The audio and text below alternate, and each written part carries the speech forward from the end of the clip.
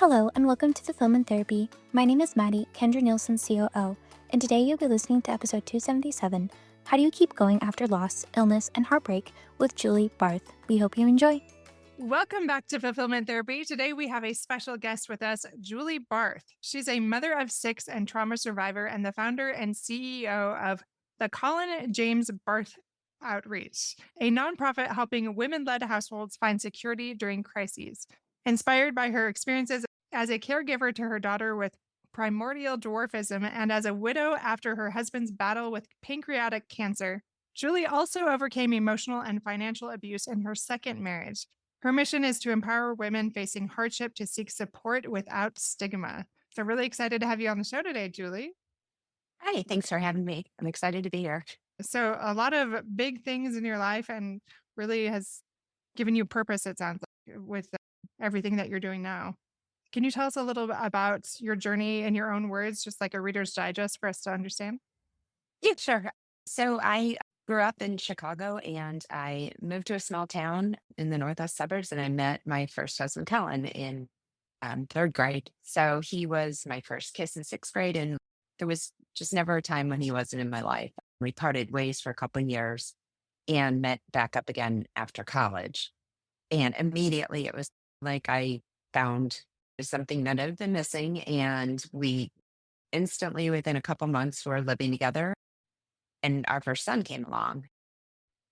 We moved back home to the same suburbs that we grew up in and just made a new life for ourselves and our little family unit. After two miscarriages, we found out that we were expecting our second child. So, because I had the two miscarriages, I was very cautious.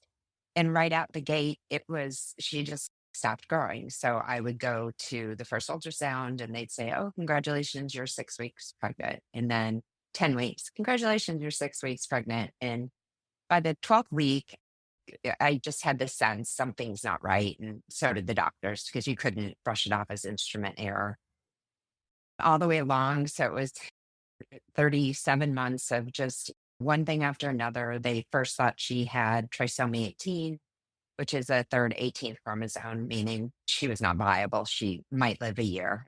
From there, after I had an amniocentesis, was, oh, she has a syndrome, not going to be able to swallow. And it was at a time before Google. So it wasn't as if I could get on and probably good, because that's where we all rush is to Google and we find out all the horrible things too. But there was just no information. So they kept saying, she's going to be small. She's sick. We don't know what's wrong. But all the ultrasounds I went through, probably over 40, they could never show me that anything was wrong. She was small. There was no denying that, measuring very small, but she didn't have any markers. And so I just had to continue on blind faith that this was going to be okay. And at about 37 weeks, like I said, I just wasn't doing well. All the roller coaster ride of it, stress, and I was still, had an older son. So they induced me. And from that point on, things just became crazy. They didn't know she was going to be 3 pounds because measurements were really back in 2000. They thought she was going to be a 5 or 6. So she came out and they used the wrong size intubation tube and just a calamity of errors, obviously just trying to keep her alive. So she was rushed to the NICU in Chicago where she stayed for 3 months and Colin went off to be with her. That was the start of 4 years of just battling and trying to figure out what's wrong with her and going from hospital to hospital. And the end result was about when she turned 4, I think, 3 or 4, we found out that she did have primordial dwarfism, which is a type of dwarfism where she's proportionately small. Right now, she's 24 and she's still 24 pounds. So if you can imagine, she's just tiny, tiny. So that was the story with Tatum. And then we had proceeded to have two more children, and Colin just wasn't acting himself. But Tatum was soaring and things were getting back to normal. And I had the family I'd always dreamed of, that like chaos and the fun of it. And Colin just was very detached. He was a worker down at the Board of Trade. So I thought he just had a lot of stress going on. So he was back and forth to the doctor. And one day I finally said to him, go find out what's wrong and don't come back until you do, kind of thing. About 4 hours into his hospital stay, I showed up there and they said he had a tumor on his pancreas and spots all over his liver.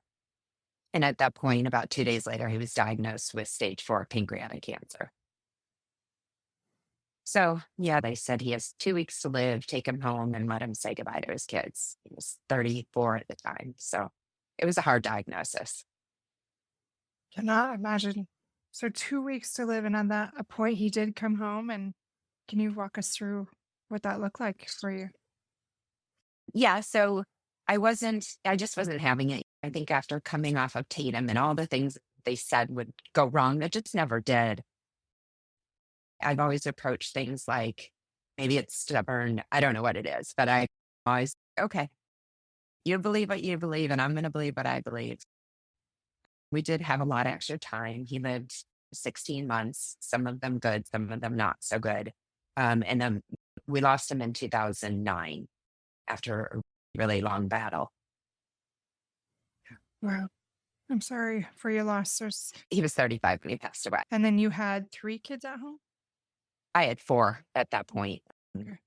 Yeah, the oldest was about 12, and the youngest was about 18 months, maybe 2 years. Wow.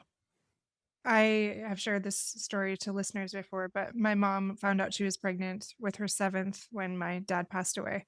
And just moms doing it on their own. I knew that I could never understand, but now as a mother, even more, I just can't imagine how hard that would be. And especially when you're not anticipating it. Like your husband is gone at age 35, you have 4 kids at home, and just suddenly left alone. Like, how did you manage that, those next steps? I was very blessed. We had a community around us who was very supportive. They helped us financially. I think I just did a lot of dancing and bouncing.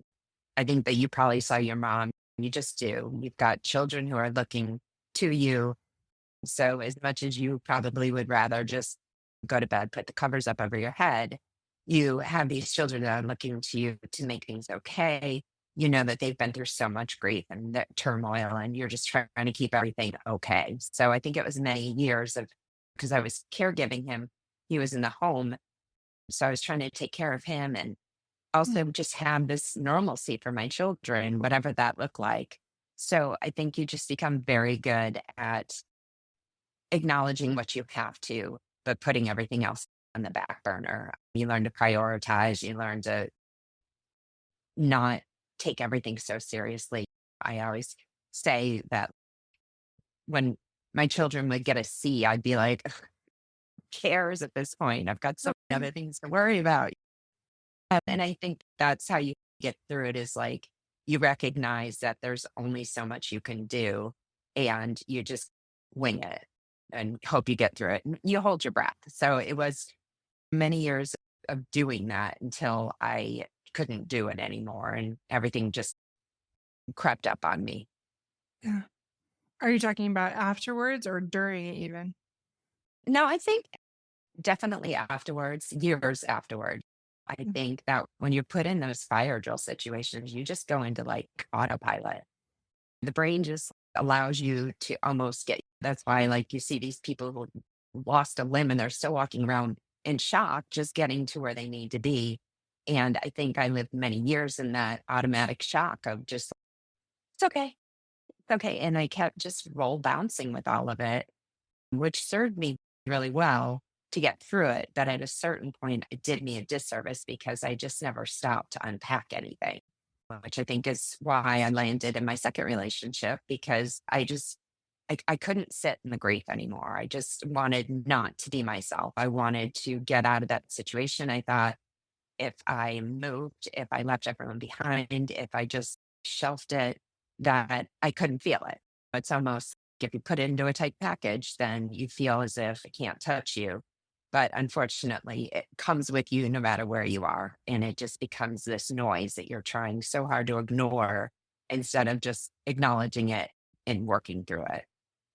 So then you said that second relationship, how long was that after your husband passed? And that was a negative experience from what you said, right?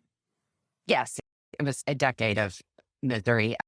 I met him about a year after, so it wasn't really like immediately after, but I think I never really took the time to heal from any of it. Like I said, I just wanted to pretend it didn't happen.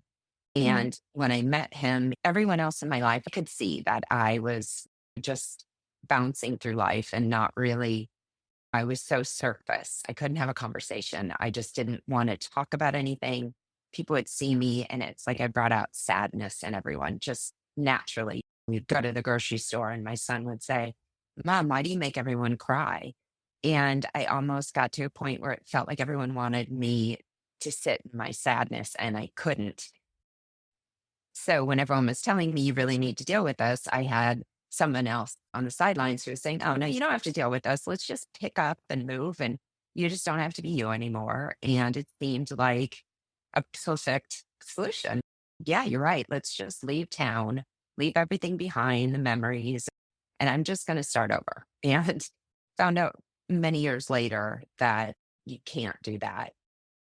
But I did try very hard just to ignore it, push it away. And I think you just get into situations half blind because you're trying so hard not to acknowledge things that are wrong. Oh, absolutely. Yeah, so you found out through that you not managing some of that grief, that pain, focusing on yourself, that you just got into the situation that next that didn't serve you. So a decade of pain. And do you want to walk us through that at all a little bit about what happened next, how you got through that? Yeah. Yeah. So I ended up meeting my second husband, and he didn't want to talk about Colin, who was my first husband. He didn't really care what was going on with me. He more just wanted to I don't know what he wanted to do, but I think that I had so much guilt coming off of those 16 months of caregiving Colin. I think I always thought survivor's guilt was where you're in a scenario where twin towers, where you make it down the stairs, but somebody else doesn't. And it's immediate and you feel guilty because you lived and they didn't. And I didn't really recognize all of the guilt that I had for those 16 months of caregiving Colin, that I felt guilty that I wasn't with him enough. I felt guilty that I couldn't ease his suffering. I felt bad that I was the one that had to make the determination to quit chemo. And I would lie to him all the time because his faculties were, it went to his brain, but I was still saying those things to him, and it hurt me to say them. So I think getting into the second relationship, when I met him, all of the ways that he treated me and the way that he talked to me, it was almost like I felt like I needed to be punished because I wasn't a good person from all the things that I was suffering in survivor's guilt and losing Colin. And so it felt as if everything he was telling me was probably true, that I deserved what I got. Him calling me names felt, I guess, I am a bad person. He would say things like, "Nobody likes you." And I would say, "He's probably right. No one does like me." And then once we moved away from family and I was isolated up on a mountain, he was running around telling everyone how crazy I was and going back home and telling everyone how crazy I was. And I think that when somebody tells you you're crazy enough or that you're bad, you start to believe it. And I was crazy, I'm not going to lie, for many years, just trying to figure out who is this person that's angry all the time and yelling and chasing and crying. Because I'd kept it together for all those years with Colin being sick and Tatum and hospitals and reviving Tatum because she would die in front of me. And I could handle all that without just being an emotional mess. So it was years of trying to figure out, like, what is wrong with me? Why am I so broken? To see that was exactly what he wanted. He wanted to elicit this emotion from me. He wanted to push my buttons because then when I would react, it would make me feel bad. And then I would apologize and I would chase and I would think there's something. And when we split out, I went and I really had to say to someone, get an evaluation, say, am I crazy? Like, how am I seeing something in one way? And he comes to me and it's a completely different story. Like, it's just a complete 180, and your brain is just so confused and jumbled, and the things just don't make any sense. And it went on for years. So it took a long time to deprogram all of that. Many years of trying to figure out what was real, what wasn't real. I'm still finding out things that he did behind my back. Some I want to know, some I don't. And just unpacking all of that. It's hard when you live with someone and you think they're your partner and you put your faith in them, only to find out the entire time that you were trying so hard to make something work. They were trying so hard to work against you. And then from that horrific experience, that sounds like a lot of gaslighting, a lot of emotional abuse, verbal abuse potentially, and losing a spouse, managing that as a mom, the complicated grief, all that guilt that you're feeling. Was there a point after that second relationship that you got to that space more of healing or you started to see through that fog a little bit? What did that look like? Yeah. And push came to shove and it all ended. He came for me and lied to the court and just made my life a mess. I had to open up my home. My children, yeah, I couldn't make decisions for them because he was calling me, saying all of these things about who I was and what I was doing.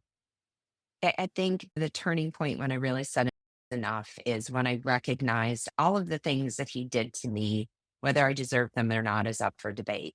But the things that he did to my children were horrible and should have never happened. So I think coming to terms with all of that, because when you leave these kind of situations, you do have to take responsibility. I spent many years trying to make excuses for him and trying to make excuses about what was going on. My third child finally sat me down one day and said, Mom, I don't understand why you keep going back to him. I didn't even have a childhood. I was so afraid of him that I slept with a knife under my bed from the age of 6. It was a tough, hard look in the mirror to recognize that I didn't protect them the way that I should. Now I'm finally getting to a place where I'm trying to forgive myself and recognize that I did the best that I could with what I had. And sometimes you make decisions not based on you don't have the facts, and but it is hard when you recognize that I was a part of all of it. It always takes two people. I'm trying to just find that space and really turning all of that I've been through into hopefully stopping other women from either getting them out of the situation they're in or stopping them before they get into a situation that I am has really given me purpose because there's nothing I can't go back 10 years, 15 years or whatever and make a decision right out the gate when I first saw the first red flag, like literally probably day one and change that course. But if I can speak to it and tell my truth and stop somebody else, then it won't be for naught. And that's how I felt about everything negative in my life. If I can take that experience, there's a reason why I went through it. And I have to take that reason and make it something positive to make sense of all of it and really heal from it. So that's where my focus is right now. That's amazing. So then after seeing through all this, the feedback you got from other people, like doing some of that healing work, what happened after that? It sounds like you started a foundation or really went this other direction. When I finally called it quits when our divorce was over, we were not allowed to talk about Colin. My kids weren't allowed to acknowledge him. I was not. If we all knew that if we said the word Colin, it would be a punishment. I had written a book, and when we would go down to chemo together, I would write Tatum's story, just coming off of with her, and it flowed right into Colin's story, real time. So when Colin was dying, I said to him in his final days, something is going to come out of this. Your death won't be in vain. I don't know what I'm going to do, but I'm going to do something. So I finally, after I unpacked everything, finally got my kids safe, gained my home back. I went and I got on my computer, I read the book, and my daughter Tatum, who's now 24, she also got cancer later on in life after Colin died. And she had her left side removed. But so she has no voice. Her left side's removed. And she did this amazing art. Like she taught herself how to do drawings and put all of her heart into it. So I began to see all of everything coming together. I believe that we all have a purpose here. And I believe that the universe is constantly telling you what you're supposed to do. And I fought it a long time until I looked at Tatum's art. I remembered my promise to Colin and I started putting her art online. And I promised myself that if we sold her art, that we would take those proceeds and make something good out of it. So the youngest daughter of Colin's started to do fundraising when she was in high school. And I helped her with that. We raised funds for pancreatic cancer and she raised thousands of dollars. She's just an amazing girl. So we decided we were going to take it to the next level. So that's why we started the Colin James Barth Foundation outreach. And still in its infancy, we're still trying to figure out where we can make the biggest difference because, there's been so many times I've had to rebuild as a wife, as a mother. And if there's a time in history where it's harder to be a woman, I don't know when it is. But through our foundation, we're trying to bring awareness to things like emotional, financial, and domestic economic abuse because it's not even recognized by the courts. We're trying to bring awareness to emotional abuse in general. And we're trying to really help young women and women who are in crisis find a way to rebuild rather than have to reach bottom for somebody to help and support them. That's incredible. Such a worthy cause. And a lot of people firsthand that have been really stuck, and it's scary what they do, where they go, especially if they have kids, and if there is a lot of gaslighting, narcissism, emotional abuse, verbal abuse, even physical. Just really scary to know what to do and feeling like there's no options. So to be part of Yeah. something where you help them, that's amazing. Oh, thank you. Yeah, and what I find is that we have so many community charities and government programs for people who have to flee their homes and have lost everything. But our organization was built because we believe that you shouldn't have to hit rock bottom to get Mm. help. When you get divorced, the average woman's life situation goes down 44%. The average man's goes down 10%. And it's just if we can stop the bleed by helping them to find gainful employment, to build from where they're at instead of letting them get to a point where they're homeless, because you won't be eligible until you've lost everything. We believe that it shouldn't be that way. Just a little bit of help here would makes so much more sense in keeping these families secure than letting them fall all the way down and then saying, okay, now that you have nothing, come to us. And that's what our mission is. Ah, that's incredible. I love hearing that. You got out of that divorce. How did you get to this space where, okay, I can go help other people, I can do this foundation, all of that? I'm sure it was quite a journey for you to start to do your own work. Maybe your story resonates with other people. How did it begin? I think it's literally just every day. I decided a long time ago because I think it's easy to become overwhelmed. So many years it was like these major things were happening in my life. I was trying to save someone from cancer. I got to a point where I decided that you can really only focus your energies on the things that you can control.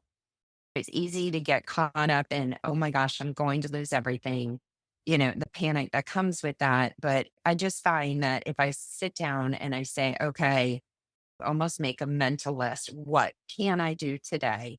Even if it doesn't make anything better, it won't make anything worse. And just turning all of that energy and angst into action, whatever that looks like. Make your bed in the morning.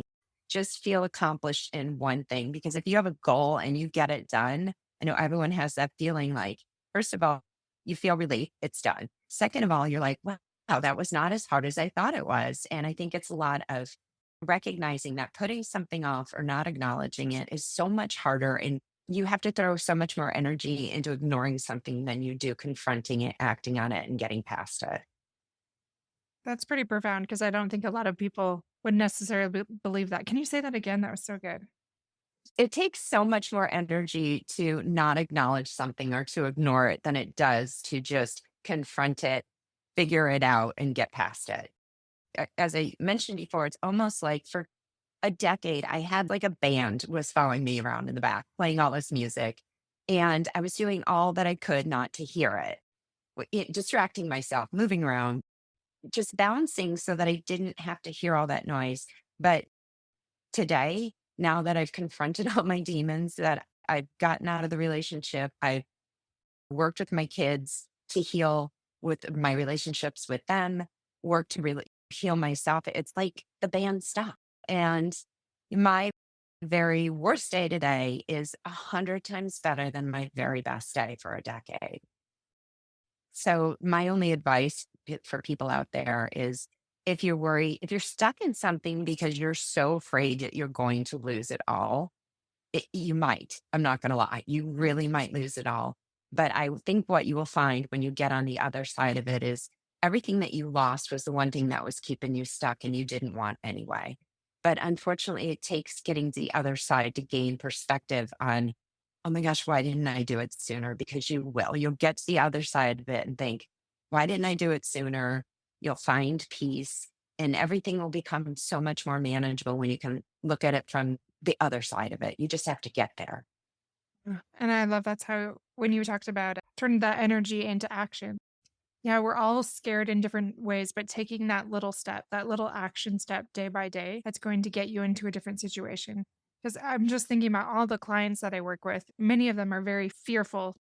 One just recently said, no matter what, I lose. Like, I'm going to lose my kids. I'm going to go bankrupt, all of these things because of these horrible situations that they're in. And they feel like there's no choice but to just endure this terrible life. And we work through that. But that's essentially what you're saying. Don't get stuck in that darkness, but have that incremental growth, step forward into it. Is that what you're saying? It is. And I always say, we always talk about the devil is easier than the devil. You don't, but what people don't recognize is still the devil.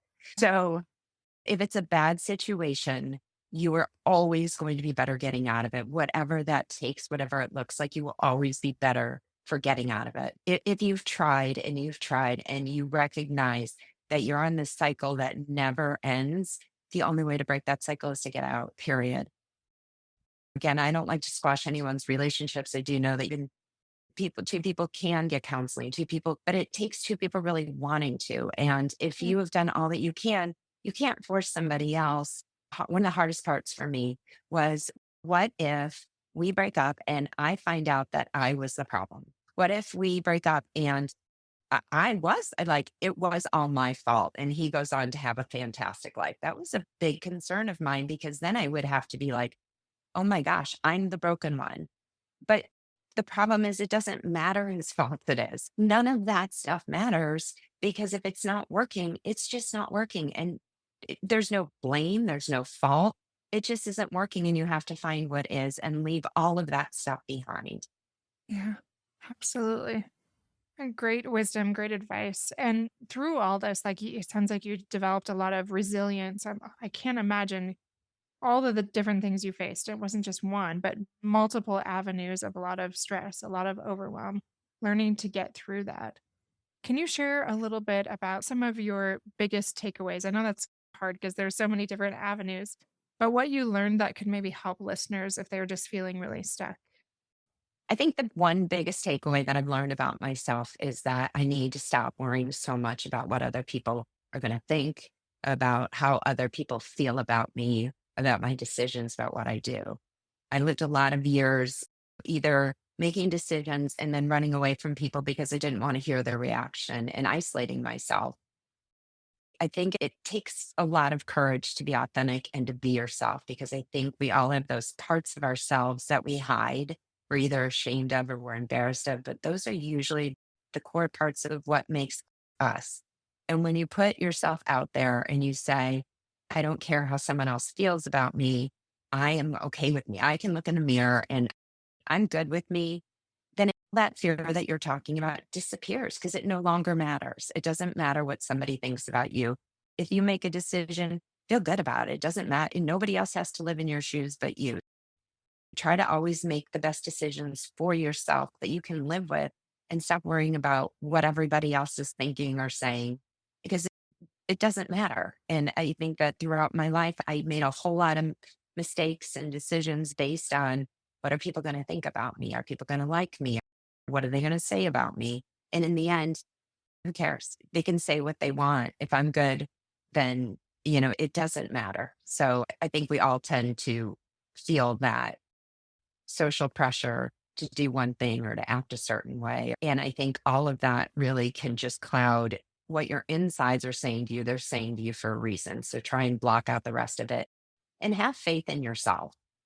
So have faith in yourself and really trust yourself. Don't worry about what other people think. And then also some of the earlier things you said, not getting so stuck in that avoidance really, but letting it propel the things you've experienced, it propel you towards action, towards change, even in slight ways.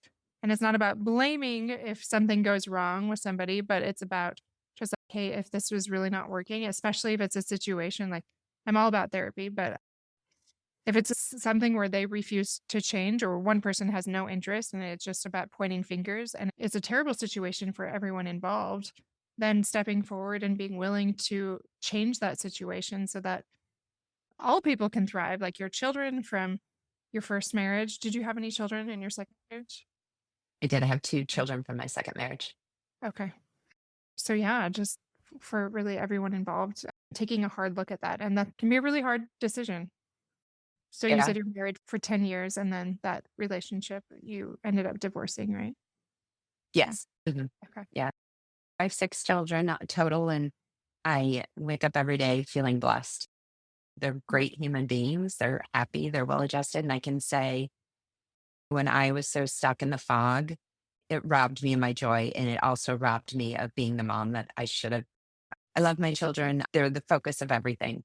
But when you're stuck in something and it's sucking your energy, that energy really could be used in so many better ways. And today, that energy is being used in so many better ways, trying to do this foundation, focusing truly being present when my children need me instead of half in because I'm worried about this or I'm sad about this or there's a situation going on that I'm worried about. I'm just truly in the moment and you can't get those moments back. So I'm happy that I'm back and I'm 100% focused on who I want to be and where I want to be. And I can't help but think about something you said earlier. I don't know if I'll say this in the right way, but something like in that relationship you were in for 10 years, you said, My very worst day today is 10 times better than my very best day back then, and I will stick to it. yeah, Because it's true. I never recognized what piece I was missing, and I'm PEACE. Like, I wake up every day just in peace. Like, when little things happen, they're little things. Back then, little things happened, and it was like the tip of the iceberg every day. I woke up on high alert, high alarm. I didn't have any peace in my life. And today it's just calm, quiet, peaceful. It's so liberating. I hope that anybody out there who is listening to this right now, because if someone had said that to me 8 years ago, I would have said, you don't get it. You don't understand. My situation is different. Everybody's situation is different. So I'm not belittling how people feel in the situations they're in, but there is a way out. It might not be the way you want it to be. It might not be easy, but it's worthwhile. oh, absolutely. It reminds me of the quote, she didn't know the weight until she felt the freedom. It sounds like you didn't even know how heavy that was, how dark it was until you got out. And now seeing that you are so much happier and able to thrive so much more in a way that you couldn't in that decade of that relationship. I'm trying to take all of the energy that I threw into something that was so toxic to me into something that can really change people's lives. Yeah, that's so beautiful that you're able to change that around. Julie, thank you so much for coming on the show. Could you tell us where we can find you if people would want to reach out, want to hear more about your story? My website is juliebarthauthor.net. And when you go to that page, you'll see my daughter's art with the proceeds going to the foundation. The foundation will be there too. My podcasts, my books. My first book, Notes from a Blackberry, is on there. My second book, it hopefully to be released later this year, if not early next year. And some other resources to get involved, to donate, to find out more about us. Wonderful. Awesome. I'll put that in there and we'll make sure that you can be seen that way. So thank you again for coming on. And it was lovely hearing your story and how you have really changed your life around to help others. So I appreciate that. Thank you for having me. As a reminder, please head over to thefilmofTherapy.org to see our page for our courses, which we are having a fantastic deal going on right now, as well as to sign up for our weekly email campaigns. We take tidbits of each podcast coming out this week and put it in easy to read, digestible tips and tricks to help you start off your week right. We hope to see you there and have a wonderful week. We'll see you back here every Monday and Thursday.